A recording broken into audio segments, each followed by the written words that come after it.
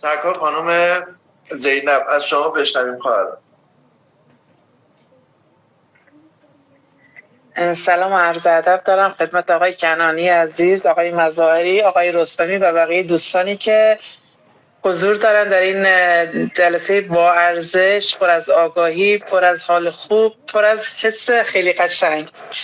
منم تقریبا 2 هفته است که پیوستم به این خانواده بزرگ و دوست داشتنی و عظیم و باعث افتخارم است که الان دعوت شدم به این گروه.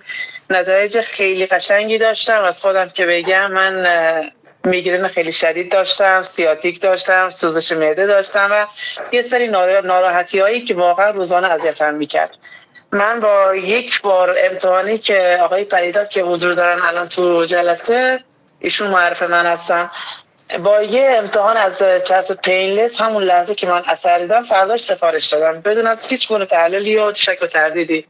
بعد من همسرم هم که کادر درمان هستن، ایشون هم استقبال خیلی خیلی عالی کردن و همکاری کردن با من. خیلی هم مثلا خوششون و خیلی هم دارن در مورد این باندا دارن مثلا تو اتاق عمل که سر کار هستن دارن حرف میزنن، تحقیق چیز میکنن، ولی متاسفانه مقاومت ذهنی این پرسنل درمان و پزشکی قد بالاست که همچین چیزی رو به زور میپذیرن.